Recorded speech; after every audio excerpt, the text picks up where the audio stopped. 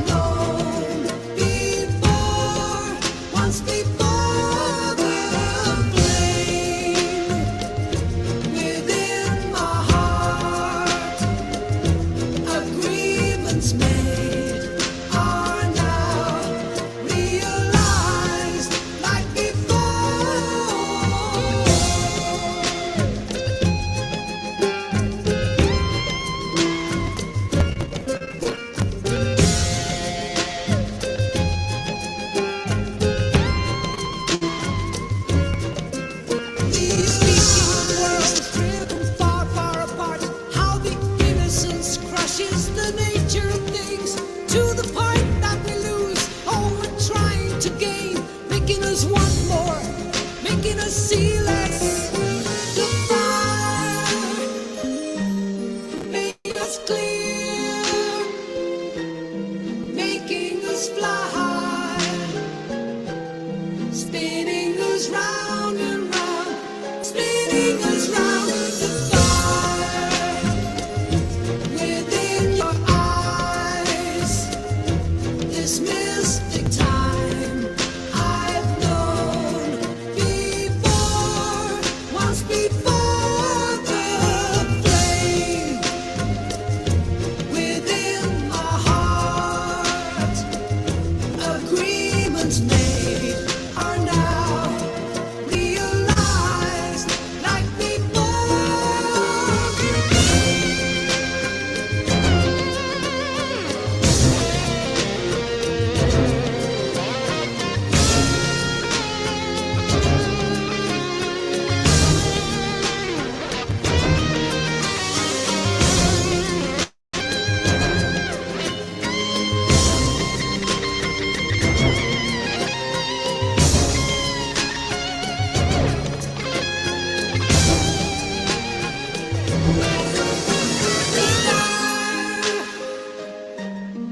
Making us clear, making us fly, spinning us round and round, spinning us round. The flame making us clear, making me fly, spinning me round and round, spinning me round. Agreements of trust, under the power of love we see. Agreements of faith, under the power of love we know. Agreements of truth, under the power of love we feel. Agreements of love,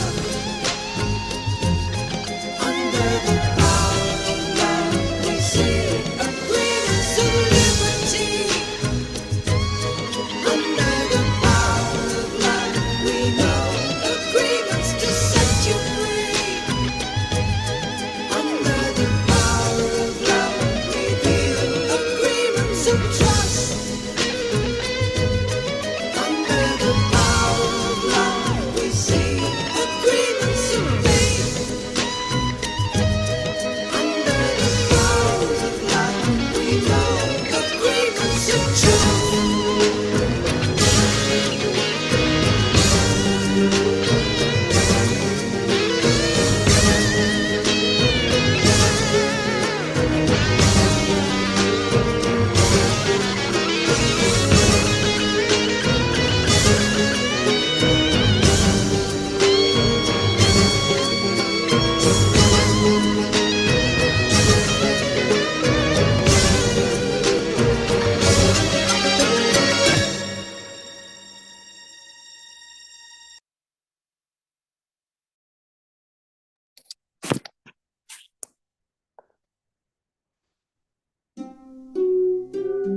Never my brother hate brother, or sister hurt sister.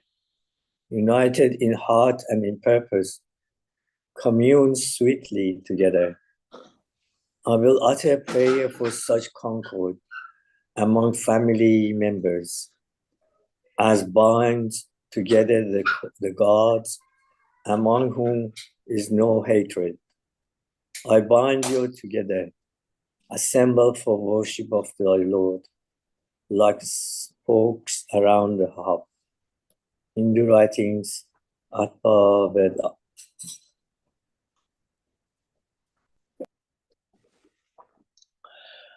In the name of God, I praise and invoke the Creator, O Mazad, O Mazd, the radiant, glorious, omniscient, Maker, Lord of the Lords, King over all kings, watchful, Creator of the universe, Giver of daily bread, powerful, strong, eternal, forgiver, merciful, loving, mighty, wise, holy and nourisher.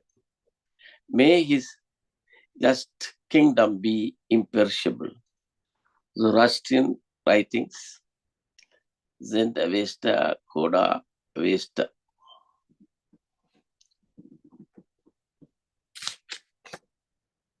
Just as with her own life, a mother shears from her only child, let all embracing thoughts for all that live be thine, and all embracing love for all the universe, in all its heights and depth and breadth, unstinted love, unmarred by hate within, not rousing enmity.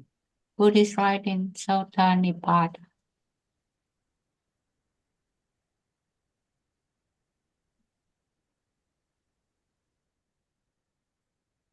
Let the Spirit be poured upon us from on high, and the wildness become a fruitful field. And the fruitful field be counted for a forest. Then justice shall dwell in the wildness, and righteousness shall abide in the fruitful field, and the work of righteousness shall be peace. Injected of the righteousness, and good competence forever. Jewish writing, Isaiah 32, 15 to 17.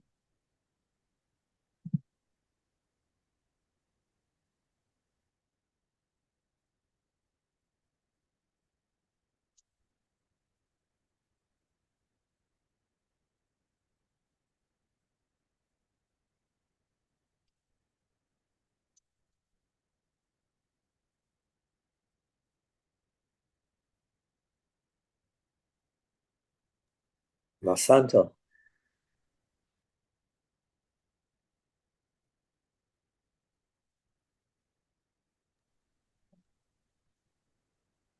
Bless them which persecute you.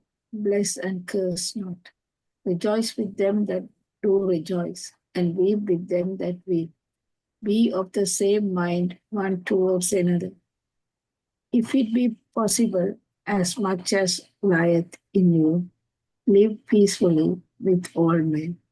Christian writing, Romans 12:49 to 18.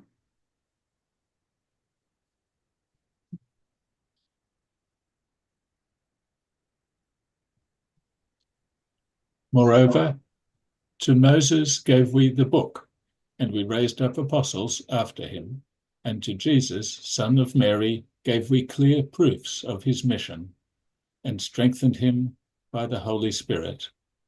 So oft then as an apostle cometh to you, with that which your souls desire not, swell ye with pride, and treat some as impostors, and slay others. Islamic writings, Quran, Surah 281.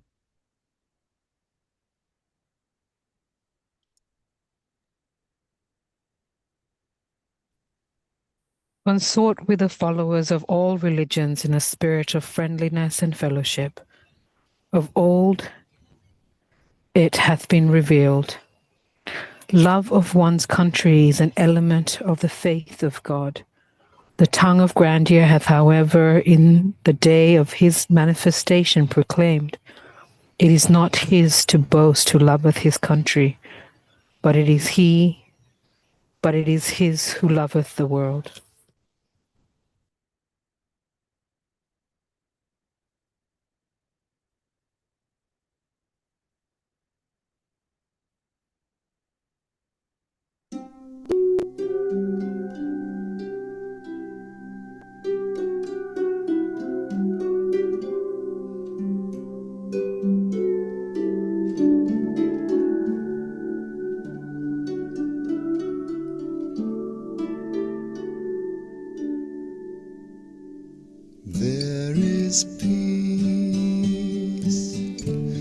can taste it if you try.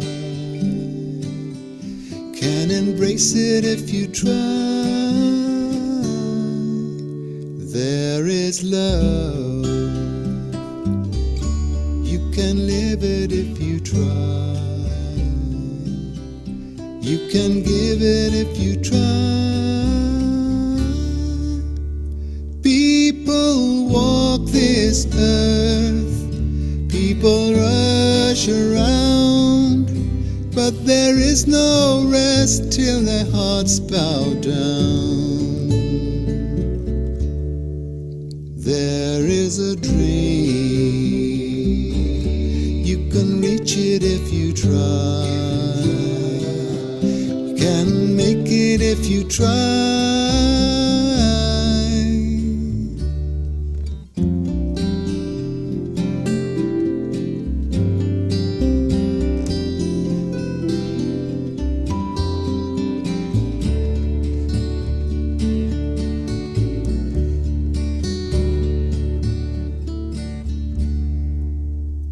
There is a God, you can know him if you try.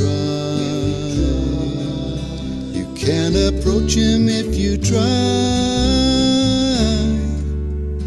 There are angels, they are with you day and night. You can know them if you try. I have searched this world, I have seen the signs, but I will not rest till I pass the line. There is heaven, you can know it if you try. You can go there if you try. And if God wills, it will be.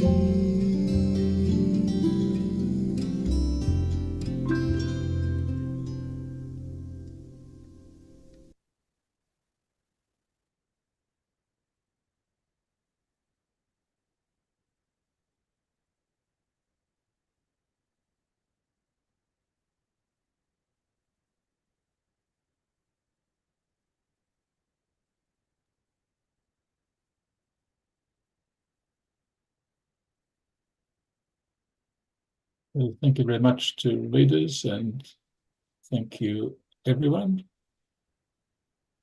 And we have 2 questions. I'm flicking between 2 screens, one where I can see you and one where I can see the questions. So now I've seen you, I'm very happy. I'm going to go back to the questions. The topic, the role of religion in society. And this is an opportunity for us to discuss this question. Obviously, there are people who look at religion and would say that it's not a very positive role, but let's explore that. So, in what ways does religion have a vital and constructive role to play in the life of humanity? And how does religion address challenging problems societies face? How is it vital and constructive? How does it address challenging problems?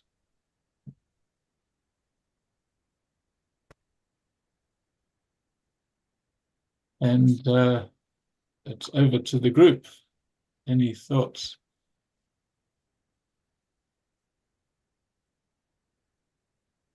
Colin, do you have any quotations from the Baha'i writings to show?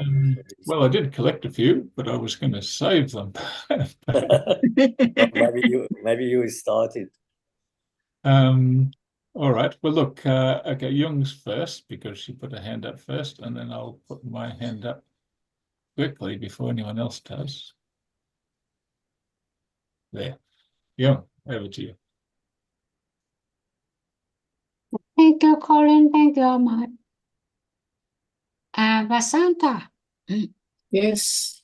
Religion does religion have a vital and constructive role to play in the life of humanities? Now, my question posed to you, all the group, is in the interview for any job, the interview panel, three of them,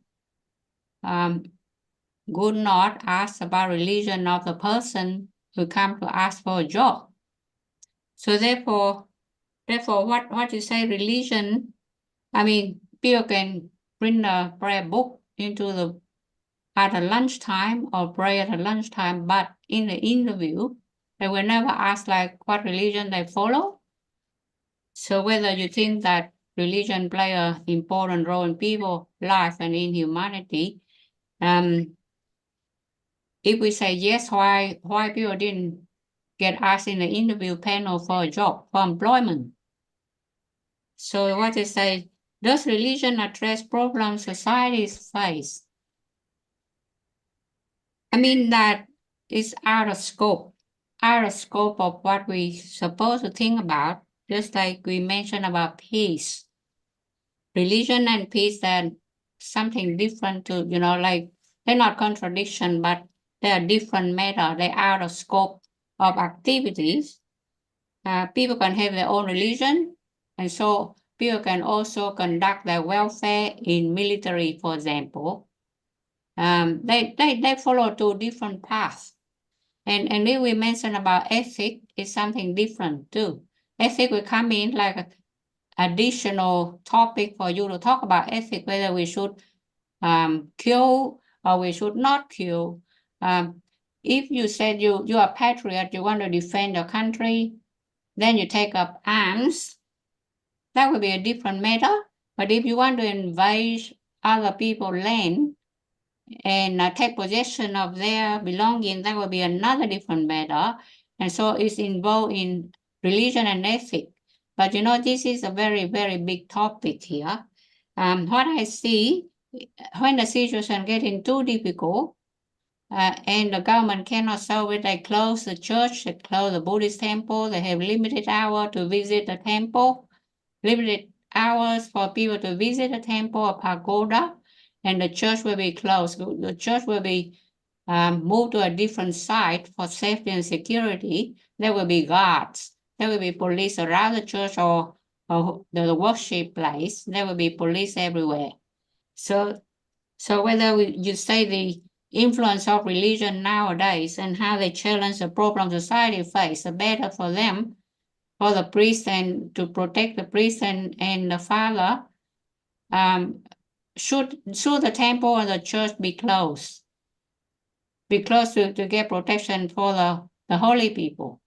Or should the church open and provide charity and food and clothes? And like Jesus said, charity begin at home.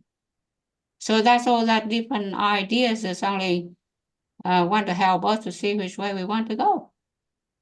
Thank you. Thank you. You're saying religion and peace are different realms. I found this article online, which I'll share, which possibly help to link the two. So, share button.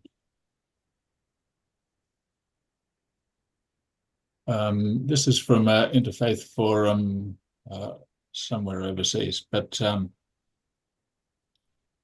one participant said, this is in Kazakhstan, we are exploring what an important role religion can play in, for example, strengthening morality among youth, or in coping with the different social challenges that our country now faces, such as corruption. And then another speaker in India said, in the past decade or so, to some extent, the question of religion has been tied to the question of social cohesion and unity. So we're talking about religion and its role in society. There's a few possibilities here. Strengthening morality among youth, addressing corruption, and the question of social cohesion and unity. But you have a time frame for this paragraph because it's up to the time frame and to the country and the belief of the country, just like if we are not mistaken, in the old days when we study about Russian politics, the Soviet politics, then when they come into a non-communist country, they will close the church because they need to have state control. The state control will try to manage the young people to go for labor, to go for study. They don't want people to just go to church, pray all day, sitting in a church doing nothing but pray. To improve a country productivity, they need to do all this because some countries they need state control. So that's a study that people learned in the past. So it depends on the centuries. 18th centuries, 17th centuries, 20th centuries, 21st centuries. So it's applied for the country, the regime they go under, and the people they go under. Okay, thank you. Ahmed. Yeah, I want to read a bit from Abdul Baha in Someone's Equation. It's just one paragraph I will read, but the text is longer. It says, which uses a metaphor of a garden. If the earth is not cultivated, it becomes a jungle where useless weeds grow. But if a cultivator comes and tills the ground, it produces crops which nourish living creatures. It is evident, therefore, that the soil needs the cultivation of the farmer. Consider the trees. If they remain without a cultivator, they will be fruitless, and without fruit, they are useless. But if they receive the care of a garden, these same barren trees become fruitful, and through cultivation, fertilization, and incrafting, the tree which had bitter fruit yields sweet fruits. These are rational fruits. In this age, the people of the world need the argument of reason. Now, I think it's important when we're talking about religion, talk about the initiator of the religion, the manifestation of God that comes and brings that religion. So it is important to have this cultivator or the manifestation that brings the religion. And once the religion is initiated, it will grow based on the principles that cultivator has initiated. So to me, the world is like a garden, and it needs that hand of the cultivator in order things to go in order and go right. So today we see crime is increasing, corruption has increased, humanity is tackling with a lot of problems that cannot be solved. The religion is there to solve these problems. And I think religion, when it comes, it fixes these problems in the society of the time. So maybe I should say that we now need that coming, that generates order. Thank you, Ahmed. We've had religions, and a lot of them still exist, and each religion points to the positive effect that it's had in society, even to the extent of creating civilizations, which, I mean, we can't have a civilization without cooperation and cohesion, and religion claims to bring love and unity, so perhaps there is a connection. Vasantha. Well, different religions, mostly all the religions, they instill values into children and people.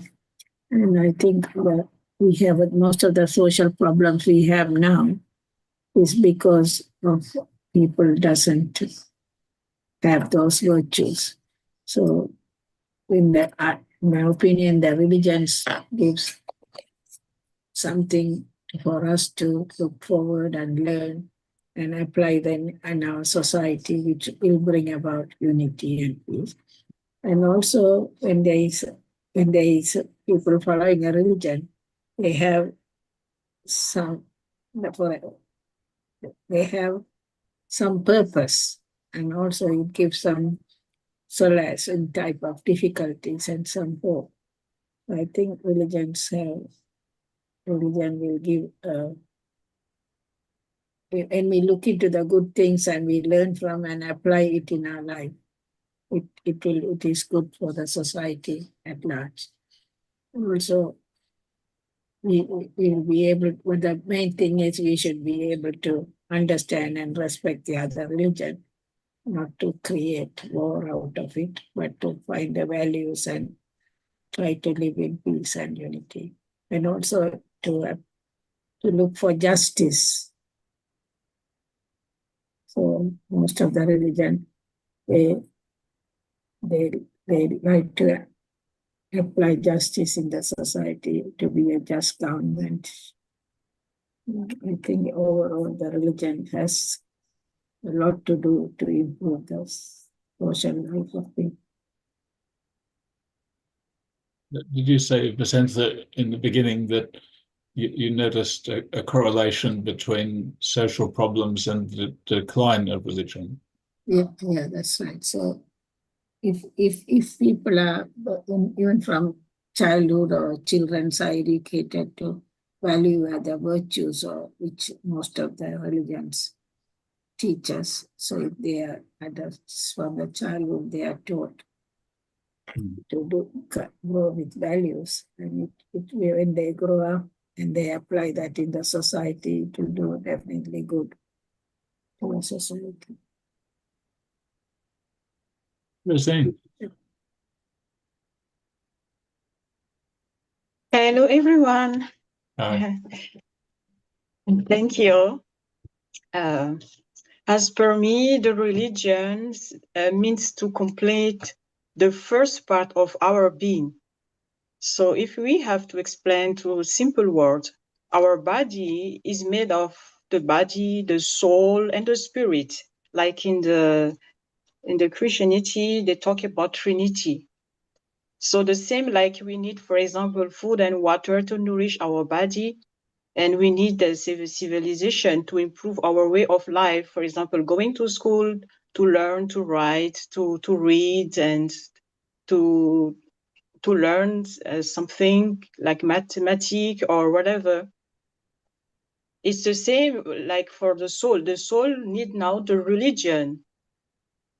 So to be educated, because the soul doesn't need, for example, water or any kind of food, material food. The soul needs spiritual education. And where we can find the spiritual education is only through the religion.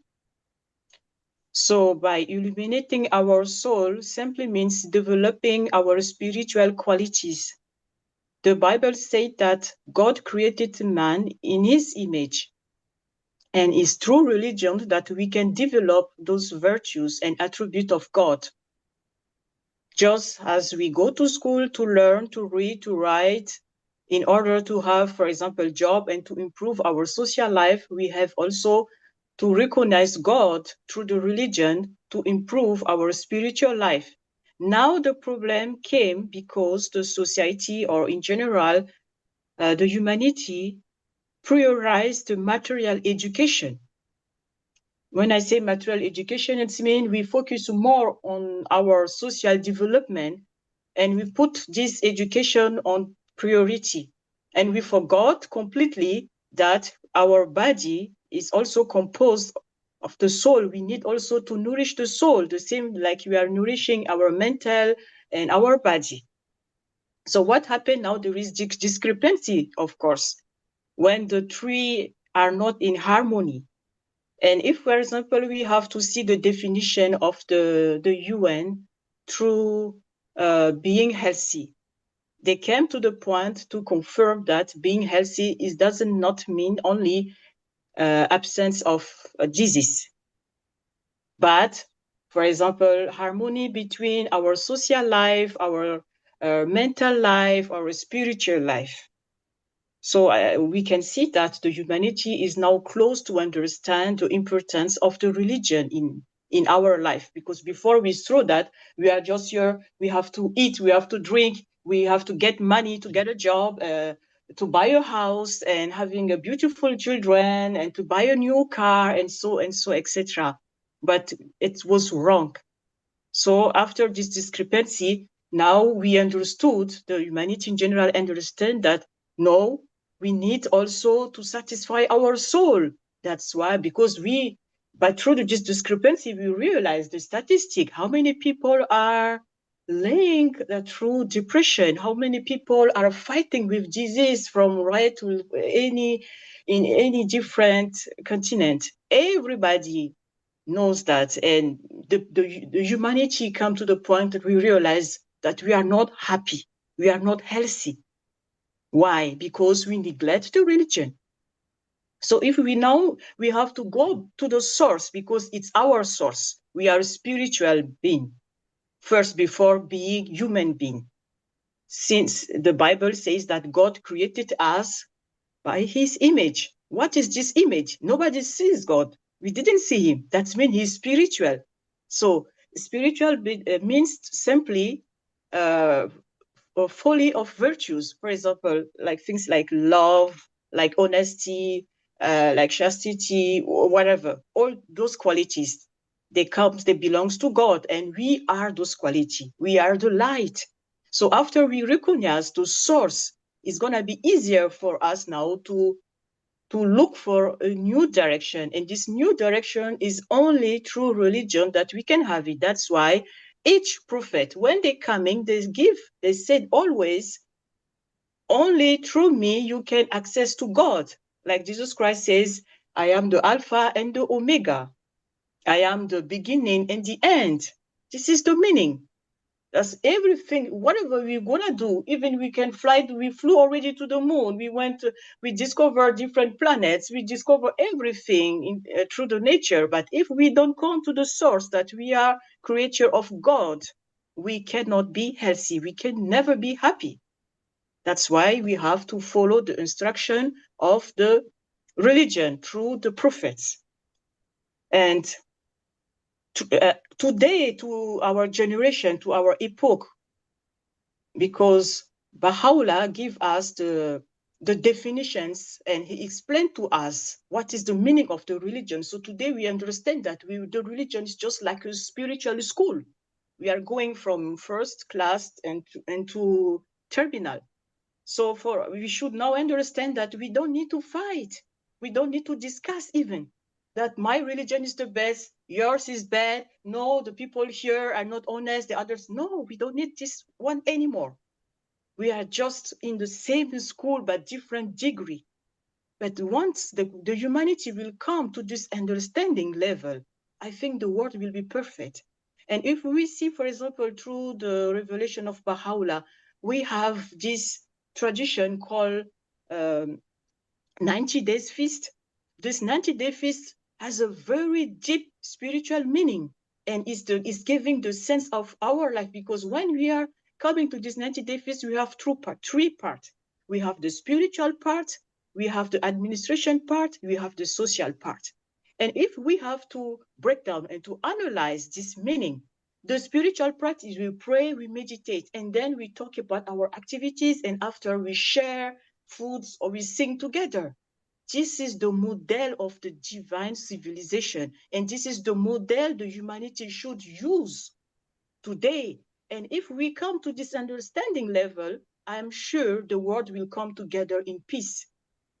This is I don't know, we have a gift from God, we have everything, but is the problem, like I said before, is because we prioritize the material education before, and this priority can be seen through the religion even. Why, for example, in certain religion, people are starting to, for example, to misunderstand the writings, and so sometimes it's just selfish, because they don't want to share the truth. They don't want other people to be illuminated, to understand. So they they do this, and this was already written in the Bible. Jesus Christ also said it's going to be the time when the humanity is not going to follow his instruction. And he will renew his religion. He will come again. And all the prophets, they say the same. Why? Because they knows already. It's a prophecy. They knows that we as a human being, we are not perfect. In a certain time, we're not going to understand because the material priority will dominate us and we will try to look another way. Thank you. Thank you, Rosine. That was eloquent.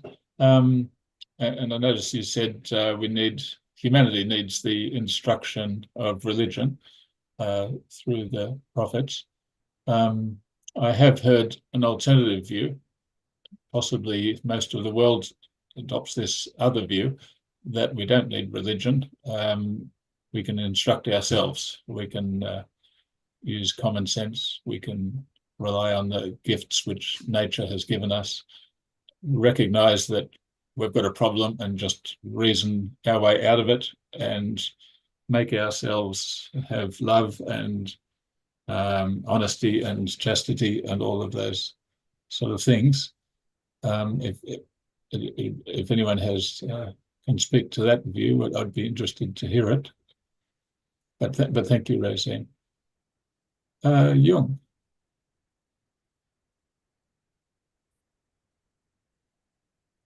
Let's go back to the resume of somebody who want to find a job. And now I'm talking at a high level, the presidents of a nation. If you want to have a job as a president, the king, the queen of a nation, and you control their food and water and everything intake, like 15 million people, for example, one of the skills and knowledge that the king or the leader of a nation need to have is military arms. Okay, so we talk about military arms here. And nobody ever interviewed any king or queen what religion that they have. But in order to consolidate their position as a king and queen, they should learn about military tactics and strategy. But religion, nobody will ask you what religion you follow. If they have a religion, it's good. If they don't have religion, it's okay. They're still a leader. They still control a nation, especially a powerful nation with everything that they got. Okay, so just think about it. Just something for you to think about. And another thing is a multi-faith. Why we need multi-faith? Because you believe in manifestation and only one God. And if people are so easy to be educated, they should only accept one religion, not like 5 or 6 or 7 religions. It's okay. So if we think about, idealistic views, you should only need one religion. Just follow my religion. Why I need to follow your religion? Why you need to converse me? So that's another notion for you to think about. Thank you. Okay. Thank you, Ahmed.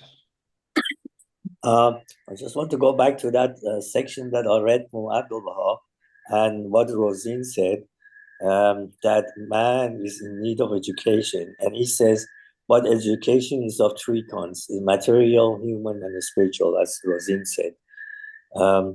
So material education is concerned with the progress and development of the body through gaining its sustenance, its material comfort and ease. And then he says, human education signifies civilization and progress.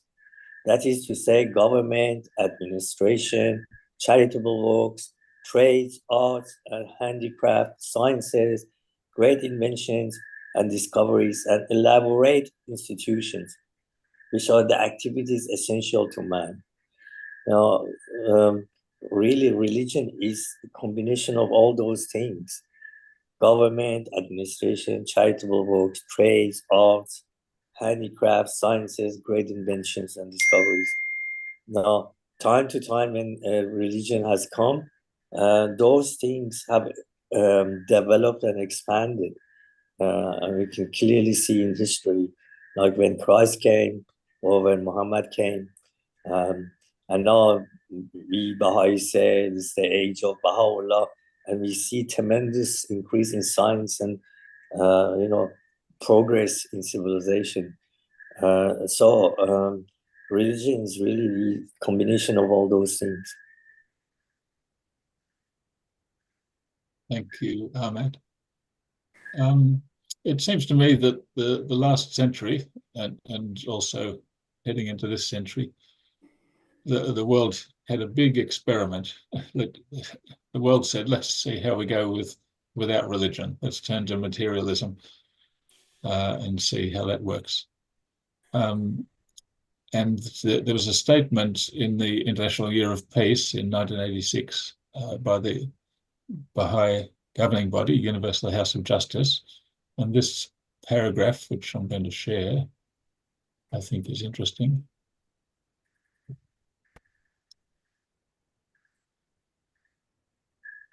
So, writing of religion as a social force, Baha'u'llah said, "Religion is the greatest of all means for the establishment of order in the world and for the peaceful contentment of all that dwell therein."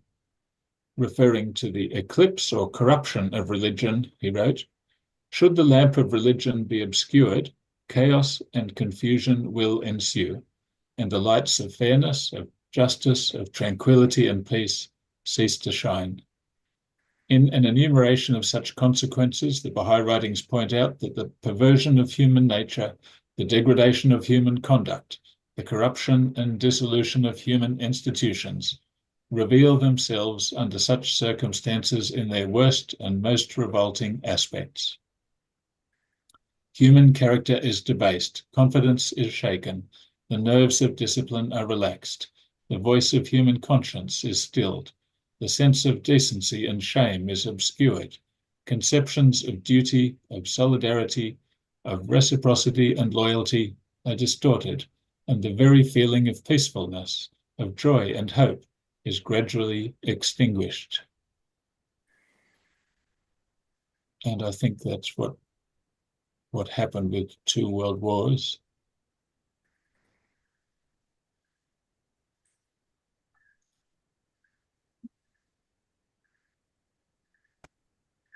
And whenever religion is forgotten,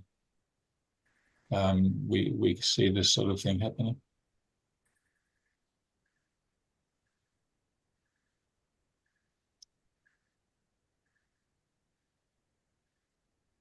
Young, go ahead, and other people, please think of tell us what you think about the role of religion in society.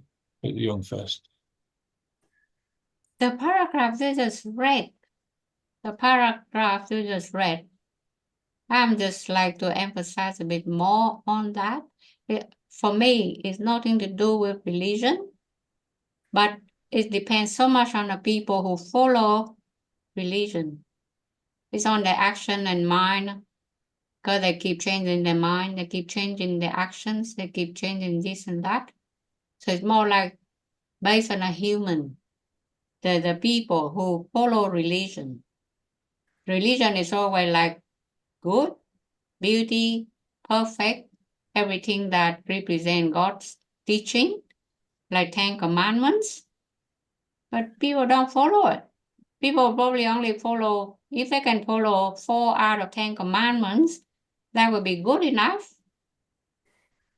And so therefore we should emphasize on people who follow religion and follow all the disciplines and just say 10 commandments, but not on everything, just blame religion. Yeah, I think actually that you're saying pretty much the same as what that paragraph was saying. Religion, the pure religion in the beginning, yes, it's good and people should follow it.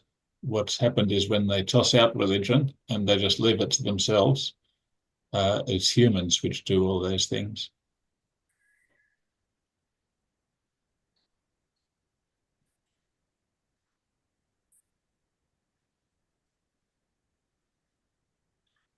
What about others? Maybe we could get comments from others.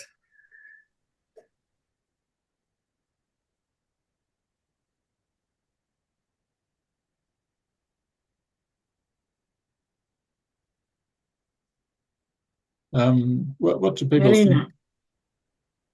think? What do people Yeah. think of the new atheists who would say that religion has nothing good about it? It's the source of all evil.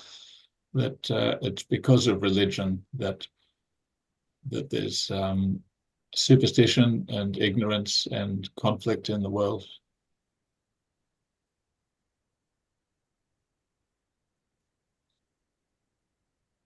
I think they only see the conflict side of it, not the unity and harmony that religion brings. If they fairly look at the religion, they see the other side as well. Of course, there's conflict between all people of the various religions. But I think they see the other side of it only. Marina, were you going to say something? Yeah, I was just trying to say, I think it's the main problem in the society is because the religion is not taught at schools. It's not compulsory, unless you go to a private school, obviously it's compulsory. But if in public schools, it's generally speaking, most of the people, if you can't afford to send them to private schools, you send them to public school. And religion is not taught. It's not compulsory. If you are in a, when you start kindy, you got to be in one class. And do you want to do religion or do you don't want to go? That's how they ask. And that's the main reason the society is going in this direction. And if you notice, a lot of people where there's war and other things, reason is behind is because they don't, something like that Vasanta mentioned, there's no religion from their childhood. They just go on, there's no religion. I just do what I like and there's no God existing. That's why all these troubles are coming. And unless you work for a religious organization or somewhere there's school or something, then there's no religion day to day for the children or the younger growing up people. That's the reason. I mean, like the national anthem has to be sung at every special occasion. They should have a religion in special occasions, just even so, just without the word saying Hinduism or Christian or Baha'i or whatever, God, they should say. Like a national anthem, we should be able to say something in the name of God, or God is common word, so we should use that. And that's where the social will become, community will become a better place when they say the word God.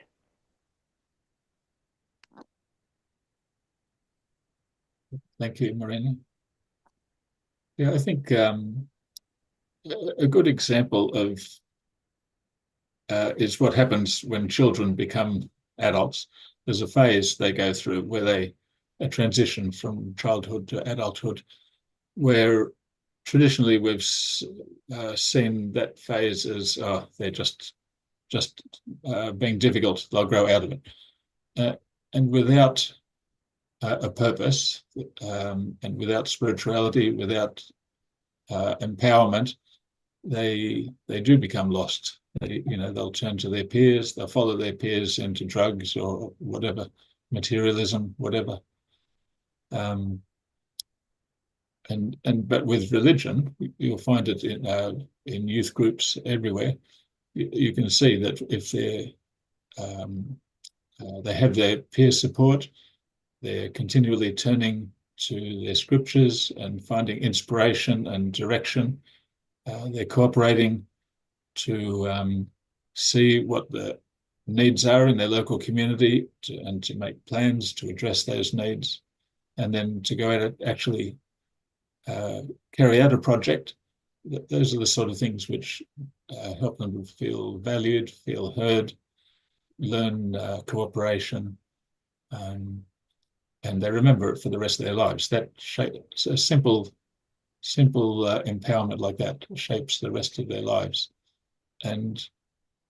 But if they haven't got that, in other words, if they haven't got something spiritual, something religious, then they're at much greater risk, I think, of falling into whatever their peers are doing or whatever society or social media tells them to do.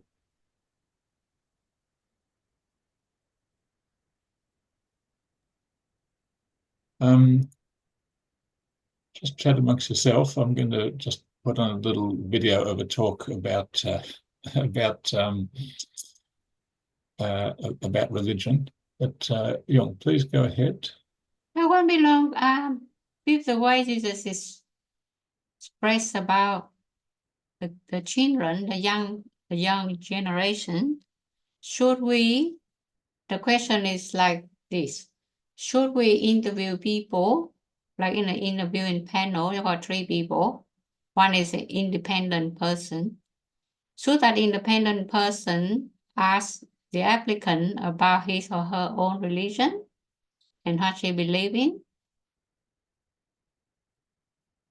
If we say religion has a vital and constructive role to play in the life of a person, so why shouldn't we ask them in an interview for employment? Why we have to avoid that question? Because we were advised us we shouldn't be doing that. Can somebody else answer, Yong? I'm just working on something here, and then we'll have Roseanne. I think that I think about generally when we ask people, for those people who have children, for example, if someone asks them, are your children important to you? Most of them will say yes. And if someone asks them, do you think they have a positive effect on your life? They would say yes. If someone asks them, do you think they're doing good for society? They'll say, I think so, yes. But then if someone asks them, when you go to a job interview, do they ask you whether you have kids? They'll say no. It doesn't automatically mean the kids aren't important or your relationship with your kids aren't important. I think saying that, especially because we live in a world where, the decay of religion is rampant. And so in a lot of places, they've removed religion. I'm sure in some time, it was important. So if you think about the Salvos and what they do for society, potentially they all started from a religious background, but potentially now in their job interviews, they don't ask you what religion you are. So I'm just saying that I don't think we should always correlate the fact that they don't ask you to mean it's not important, just as, your children might be important to you, but they might not ask you in an interview whether you have kids. Also, they consider it as something personal to the person. So probably in an interview, mostly nowadays, they decide that that's a personal aspect of a person's life. So they don't bring it into the interview.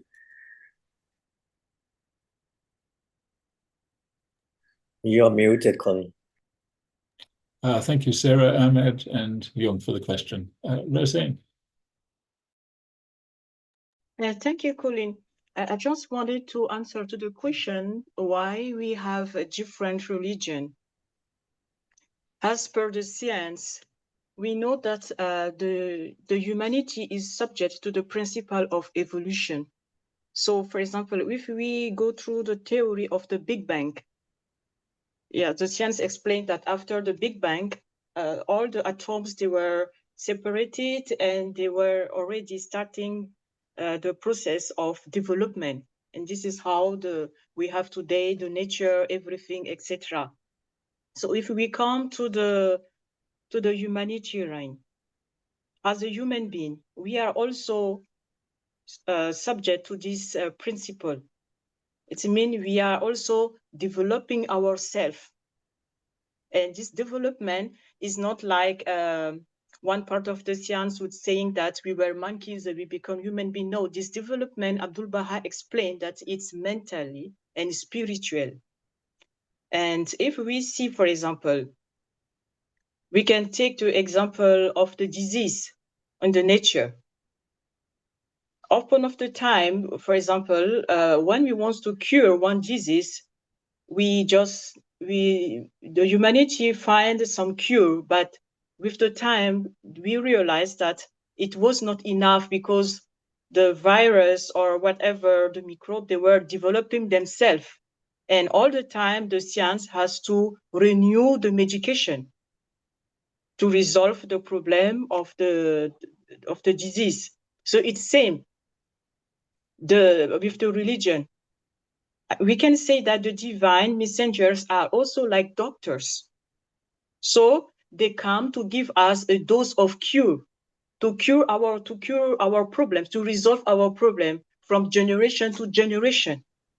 It doesn't mean that the religion himself is bad or is not good enough. It doesn't mean that. In the time, for example, of, let's say, we don't go too far backward, we just go to the time of Moses. In the time of Moses, the problems that the people they were facing was not the same problem that we are facing today. They didn't have the same facilities, they didn't have the same disease, they didn't have the same social issues like we have today. That's why the solution that Moses brought at this time was appropriate to this period. That's the reason why we have different religion. It doesn't not mean that the religion himself is different. No, it's the same. It's like you are going, you start, for example, to go to the kindergarten, after you go to school, after you go to the university, until you become mature. It's just the religion is also the same. So we've just all is a process of evolution until you come to a certain level. And if we go now to the religion, it's the same. When we see the principle of the covenant of God, this covenant is to bring the humanity to a certain level of maturity. Like Jesus Christ says, may your will in the heaven comes to the earth. Why he say that? This will, what does it mean? It doesn't mean that the world will just change like this to paradise. No, we as a human being, we have to change our behavior until we become mature, until we become capable to recognize God ourselves, to follow his instruction without any forces. This is the principle of the religion. And Jesus Christ also said clearly in the Bible that everything I'm telling you right now is not enough. Because if I have to reveal you everything, you should know, you will not understand it, because your level of understanding will not be capable to do that. So I will go, but I will send another one. We pray my God to send you the one who will come to reveal you more than more. So it's a process. It's the development goes from the beginning until we will reach a certain level of maturity. That's why this is the only one reason why we have different religion. Thank you.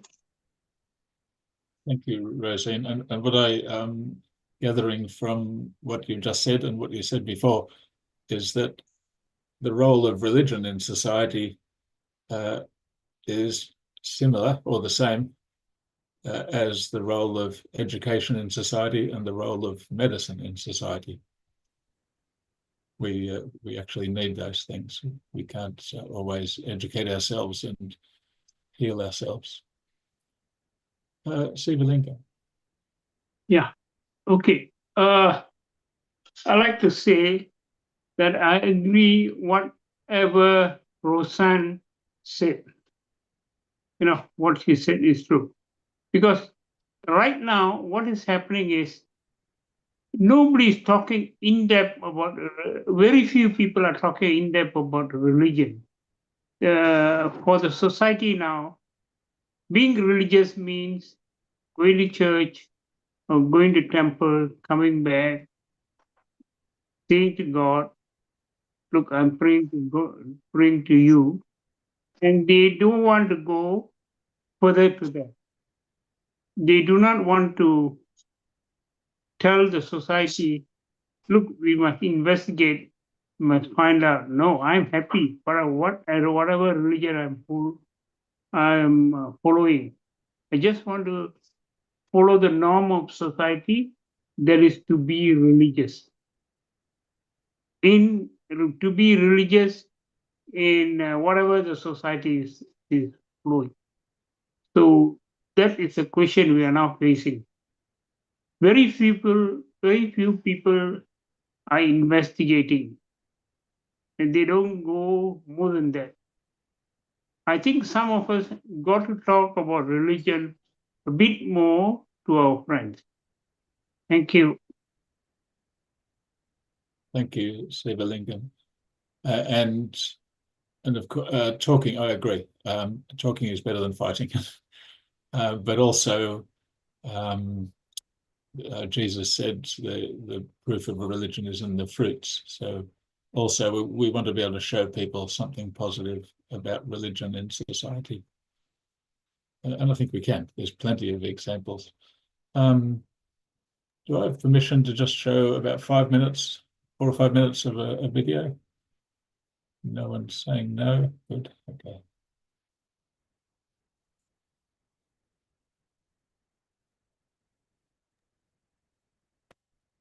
So, oh look, that's actually the same topic as our talk. I just realized it. No wonder it seemed relevant. Okay, how do I start it going?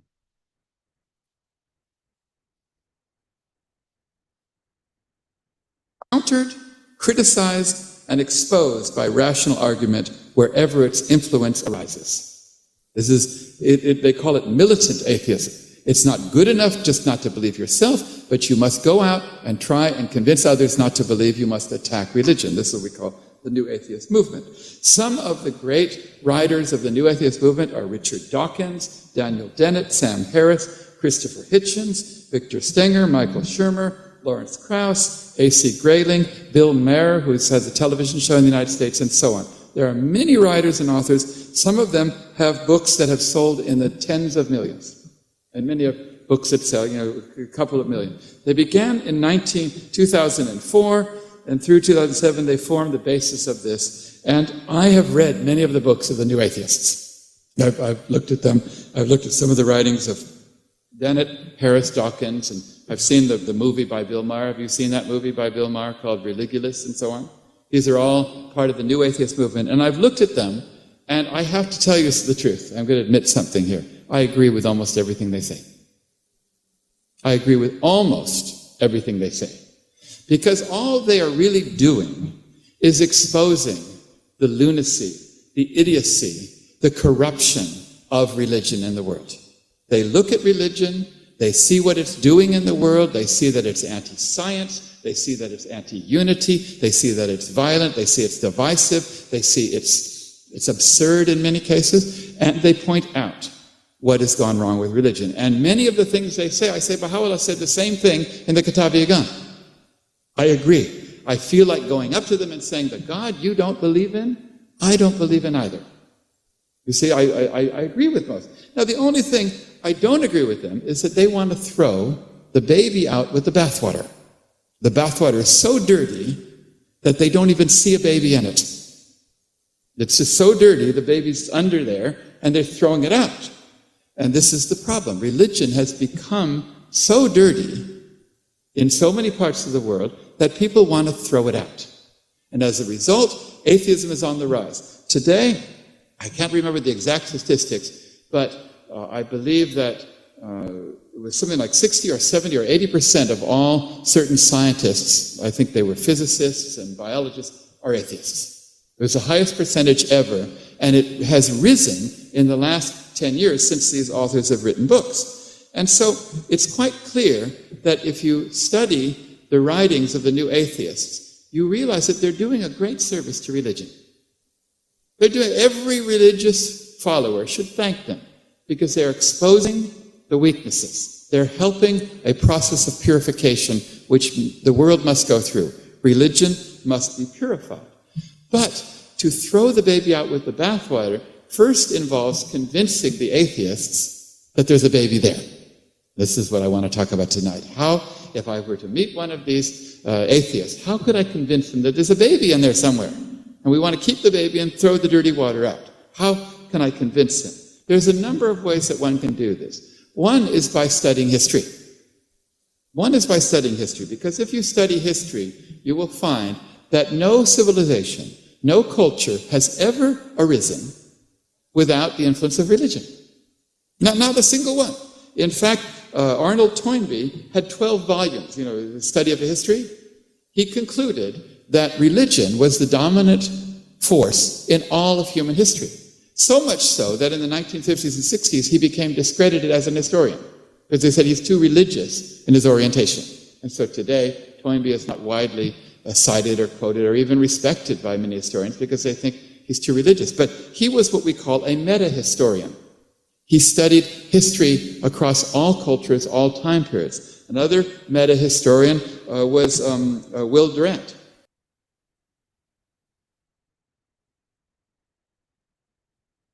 All right. So yeah, Will Durant, he's a beautiful writer too.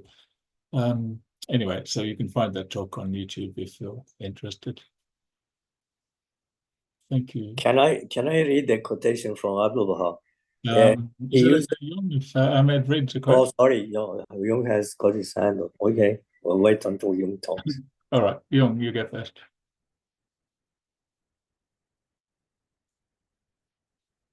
You are muted.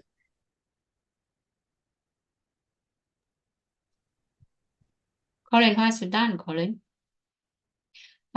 We talk about what Tom Wright just mentioned. He talked about history. If you think about the main theme at the time of Moses, okay, the main theme at the time of Moses is to say, for what the Hollywood movies show us, the problem of that time is slavery. And now you talk about evolution of religion and why we need many religions. You talk about the progress. Nowadays, we still have that problem. We still have slavery. But now we put it under the name of modern slavery. Means that, people can get human trafficking to go to another nation and become slavery somewhere else. And so nobody had to come to your country and hold you and ask you to do slavery job. The modern slavery has so many aspects. And if we say we need many religions, and you think that people have been progressed and educated and become good under the eyes of God, then you should think about it again. And the other thing that you can listen to people talk about new atheists, but if you need to discover more or study more about how they die, they can say a lot of things about God. They can think a lot. They can write a lot of things about religion, but all these smarty people, we had to find out when they die, how did they die? How do they die? If they die, give you the idea that, they've been punished by God or whatever they said or they wrote, and they teach people. So that's another notion for us to think about if we talk about history. Thank you. Thank you, Jung. Good, interesting points. Ahmed. Yeah.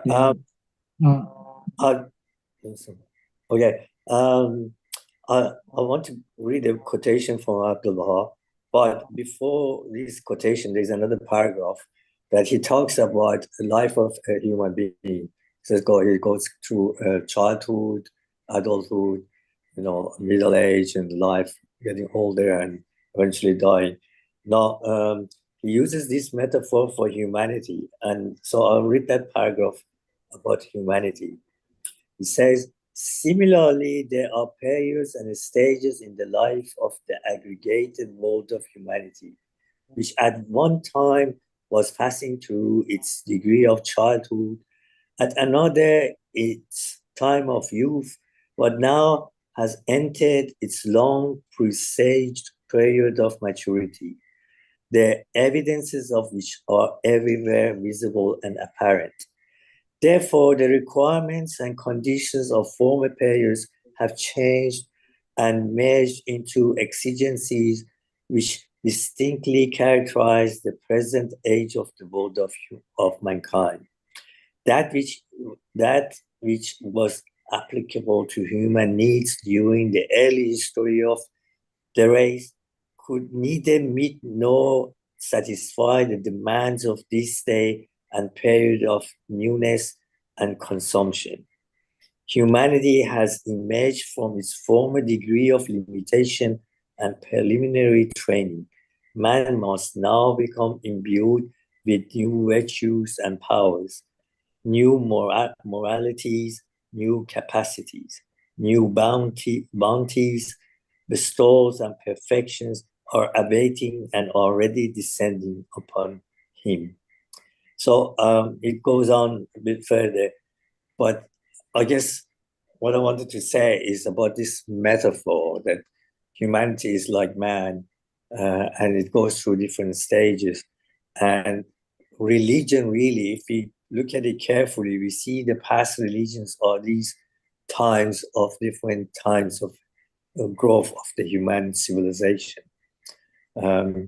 So the past religions have educated the man to go through these levels of childhood, youthness, maturity. And we know reached to a stage where science has so changed the society that we need a new look at religion and look at the aspects that are needed. And I think those aspects are combinations from past religions, but with new concepts as well. Thank you, Ahmed. And Sarah, you're next. I just wanted to point out that we'll probably be wrapping up this session in the next 5 minutes or so. Sarah.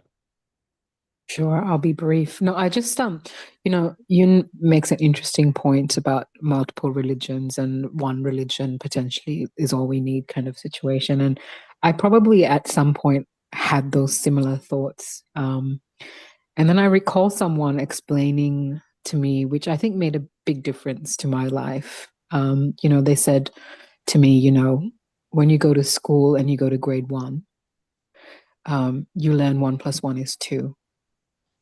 And then you continue to grade 2, 3, and then maybe you get to high school and you're learning algebra, A² + B² = C². And, I ended up going to university to do maths. But that foundation that 1 + 1 is 2 is always true. And without that, I wouldn't have understood the algebra and I wouldn't have understood maths I learned at university.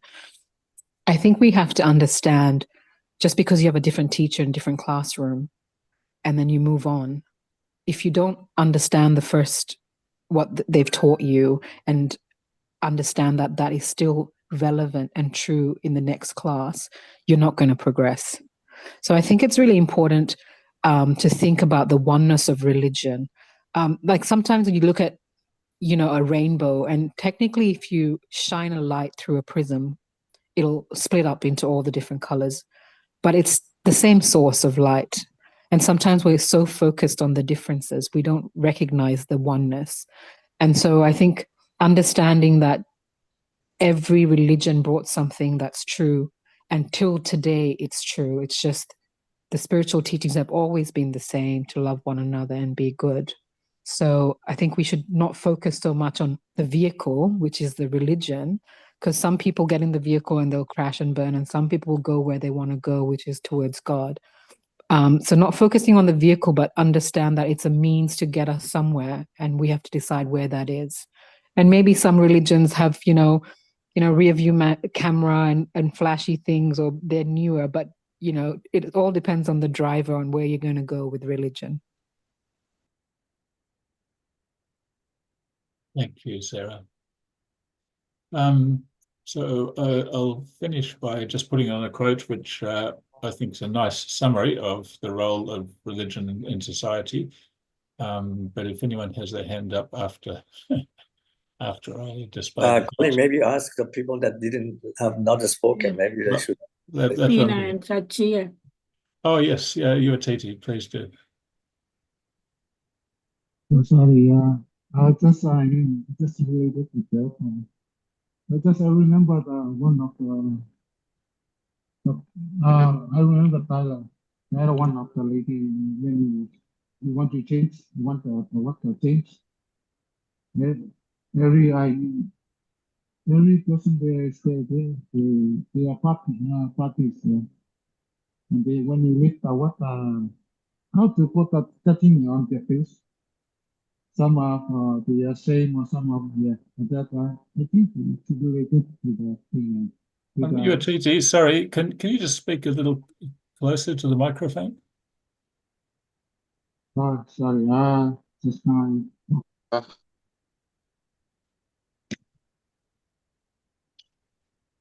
Yeah, sorry, I mean, when I remember the story of Tahila. Yeah, Tahila. The story of Tahila when he lift up the cow from their face, and most of the puppies there they feel same when they feel like they change. Yeah, the yeah. Yeah, just like I mentioned, how to basically when you get the level, when you year one, you can't get. When you move on to year two, you don't. Year one, they didn't understand. Year two, until they go, they go, oh, how to go. Yeah, sorry, I didn't speak well. That yeah, I can't speak, but I forgot something. Sorry. That's right. We heard you mention Tahare lifting the veil and progression, how we become educated. Rosine, and anybody else who hasn't spoken yet, please feel free to. Pina is there. Pina and Chachi are there. Yes. If somebody else want to speak, I can speak later. It's no problem. Pina. Everyone has the opportunity to raise their hand, but they haven't. So it's yours. The floor is yours, Rosine. All right, thank you. I think you relate some very important points because we can see that the humanity is still resisting to apply the spiritual solution to our society. And we evaluated through this negative aspiration, for example, from slavery to modern slavery, like she said, and they managed to make it official by using the word capitalism. We know it, yes, because this capitalism is the one reason today that we have this inequality in our society and this extreme poverty, extreme riches, and etc. So brief, to come to the point of the spiritual solution, for example, on my point of view, I have seen that the Baha'i administration has the lasting solution to all those problems we are facing today. Why I say this? Because when I have studied the administration principle, the Baha'i principles, I have found out that today to stop all those diseases, we don't need to fight, we don't need to go to war, we don't need to make revolution. It's not going to help. Is not going to come to any solution. So the only one solution is the emancipation, individual emancipation. And this individual emancipation, we can say it or we can find it through the principle, to the Baha'i principle, which say the independent search of truth. So it was one of these principles to convince me to accept Baha'u'llah as a prophet, because I have seen that, yes, of course, it's the remedy for this disease we are facing today, because it's very, I can say, it hurts when somebody sees all those problems in the world. People are suffering, others people are dying for nothing, just because a few part of people, they don't want to share, they don't want to help. So how you can resolve this problem? So for me, the solution is only through the spirituality, through the religion. And that's why, for example, as a Baha'i, I'm offering the children classes. Why? Because I'm convinced that through those children classes, we are going to help the children very earlier to recognize the spiritual principle, for example, the justice. So when the children are learning this principle, I'm sure when they will become adult, they're not gonna accept, for example, injustice. They're not gonna be selfish. They're not gonna be greed. So yeah, I think we have to see in each disease the remedy. And that's why I repeat again myself, the religion has the purpose to bring remedy to our disease. Can be spiritual, can be social. So if we study deeply the Baha'i principes, we can find many solutions. And one of them, for example, is to reduce, for example, this inequality through the principle, for example, of the Baha'i administration. Why we, for example, in the Baha'i, we don't have clergy. Why, for example, the role of the woman is very important. Why there is equality between men and women in the Baha'i religion is just because this is what the society needs today. For example, the principle of the Baha'i marriage, that each couple must respect each other's. This principle was not used before. For example, before they says the woman, she must stay home to bring children and her role is just to take care of the family. But today we need women. And if you have to go through deep the writings, you can see that the woman is the key event of the society today. And which, for example, if somebody is going to others' religion, those topic were not very deep developed it.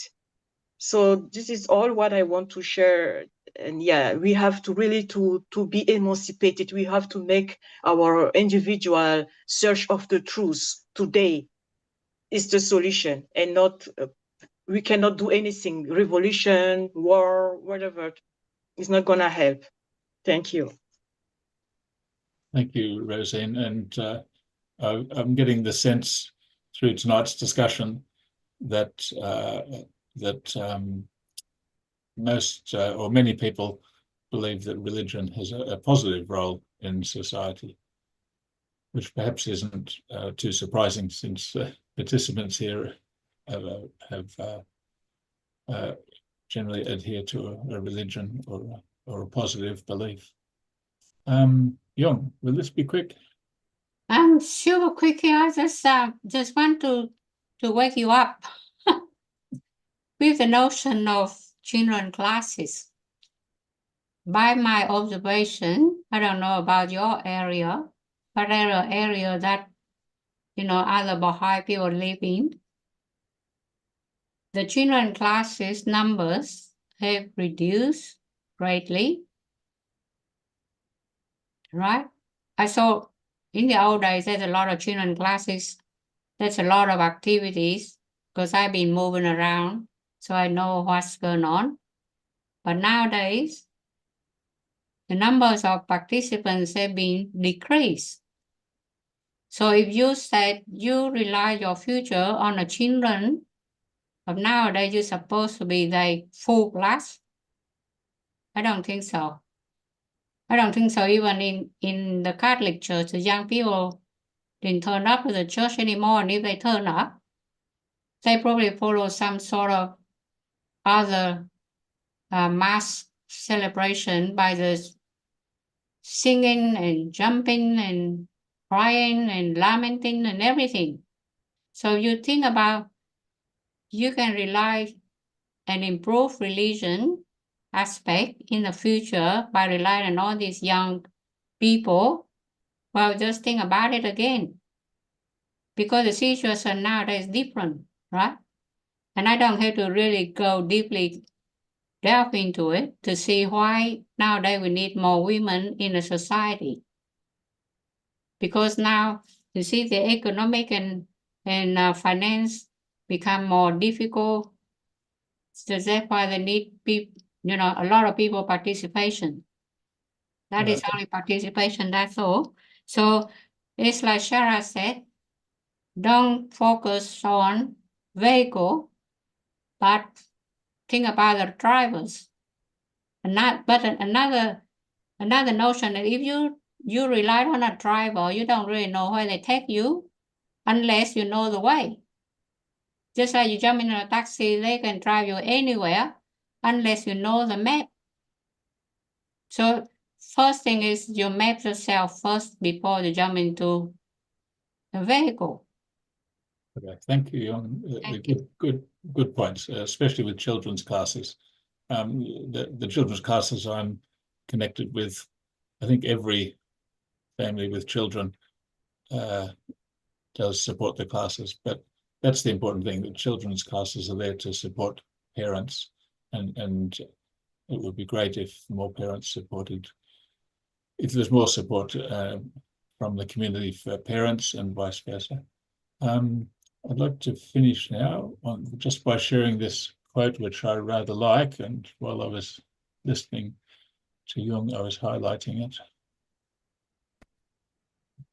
So this is from The Secret of Divine Civilization, and Abdu'l-Baha wrote, "Universal benefits derive from the grace of the divine religions, for they lead their true followers to sincerity of intent, to high purpose, to purity and spotless honor, to surpassing kindness and compassion, to the keeping of their covenants when they have covenanted, to concern for the rights of others, to liberality, to justice in every aspect of life, to humanity and philanthropy, to valor, and to unflagging efforts in the service of mankind.